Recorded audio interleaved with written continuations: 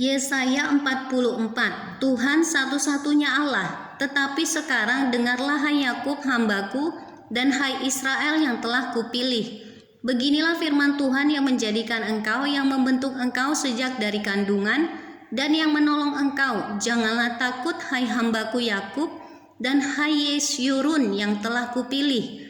Sebab aku akan mencurahkan air ke atas tanah yang haus, dan hujan lebat ke atas tempat yang kering. Aku akan mencurahkan rohku ke atas keturunanmu dan berkatku ke atas anak cucumu. Mereka akan tumbuh seperti rumput di tengah-tengah air, seperti pohon-pohon gandarusa di tepi sungai. Yang satu akan berkata, aku kepunyaan Tuhan, yang lain akan menyebut dirinya dengan nama Yakub, dan yang ketiga akan menuliskan pada tangannya kepunyaan Tuhan dan akan menggelari dirinya dengan nama Israel. Beginilah firman Tuhan, Raja dan Penebus Israel. Tuhan semesta alam, akulah yang terdahulu dan akulah yang terkemudian. Tidak ada Allah selain daripadaku. Siapakah seperti aku? Biarlah ia menyerukannya, biarlah ia memberitahukannya dan membentangkannya kepadaku. Siapakah yang mengabarkan dari dahulu kala hal-hal yang akan datang? Apa yang akan tiba, biarlah mereka memberitahukannya kepada kami. Janganlah gentar dan janganlah takut, sebab memang dari dahulu telah kukabarkan dan kuberitahukan hal itu kepadamu. Kamulah saksi-saksiku, adakah Allah selain daripadaku? Tidak ada gunung batu yang lain, tidak ada ku kenal. Kebodohan pemujaan patung. Orang-orang yang membentuk patung semuanya adalah kesia-siaan, dan barang-barang kesayangan mereka itu tidaklah memberi faedah. Penyembah-penyembah patung itu tidaklah melihat dan tidaklah mengetahui apa-apa. Oleh karena itu mereka akan mendapat malu. Siapakah yang membentuk Allah dan membuat patung yang tidak memberi faedah? Sesungguhnya semua pengikutnya akan mendapat malu, dan tukang-tukangnya adalah manusia belaka. Biarlah mereka semua berkumpul dan bangkit berdiri. Mereka akan gentar dan mendapat malu bersama-sama. Tukang besi membuatnya dalam bara api dan menempanya dengan palu. Ia mengerjakannya dengan segala tenaga yang ada di tangannya. Bahkan ia menahan lapar sehingga habislah tenaganya, dan ia tidak minum air sehingga ia letih lesu. Tukang kayu merentangkan tali pengukur dan membuat bagan sebuah patung dengan kapur merah. Ia mengerjakannya dengan pahat dan menggarisinya dengan jangka.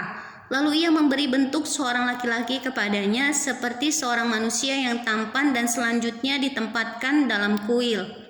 Mungkin ia menebang pohon-pohon aras, atau ia memilih pohon saru atau pohon tarbantin, lalu membiarkannya tumbuh menjadi besar di antara pohon-pohon di hutan. Atau ia menanam pohon salam, lalu hujan membuatnya besar, dan kayunya menjadi kayu api bagi manusia yang memakainya untuk memanaskan diri. Lagi pula ia menyalakannya untuk membakar roti, tetapi juga ia membuatnya menjadi Allah, lalu menyembah kepadanya. Ia mengerjakannya menjadi patung, lalu sujud kepadanya. Setengahnya dibakarnya dalam api, dan di atasnya dipanggangnya daging. Lalu ia memakan daging yang dipanggang itu sampai kenyang. Ia memanaskan diri sambil berkata, aku sudah menjadi panas, aku telah merasakan kepanasan api.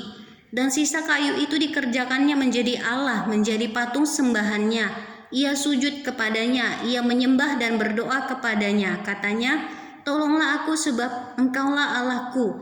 Orang seperti itu tidak mengetahui apa-apa dan tidak mengerti apa-apa, sebab matanya melekat tertutup sehingga tidak dapat melihat, dan hatinya tertutup juga sehingga tidak dapat memahami. Tidak ada yang mempertimbangkannya, tidak ada cukup pengetahuan atau pengertian untuk mengatakan, setengahnya sudah kubakar dalam api, dan di atas baranya juga sudah kubakar roti, sudah kupanggang daging lalu kumakan. Masakan sisanya akan kubuat menjadi dewa kejijikan, menjadi dewa kekejian. Masakan aku akan menyembah kepada kayu kering. Orang yang sibuk dengan abu belaka disesatkan oleh hatinya yang tertipu. Ia tidak dapat menyelamatkan jiwanya atau mengatakan, bukankah dusta yang menjadi peganganku? Tuhan penebus Israel.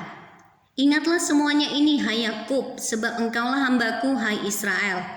Aku telah membentuk engkau, engkau adalah hambaku, hai Israel. Engkau tidak kulupakan. Aku telah menghapus segala dosa pemberontakanmu seperti kabut diterbangkan angin, dan segala dosamu seperti awan yang tertiup. Kembalilah kepadaku, sebab aku telah menebus engkau. Bersorak-sorailah, hai langit, sebab Tuhan telah bertindak. Bertempik soraklah, hai rahim bumi.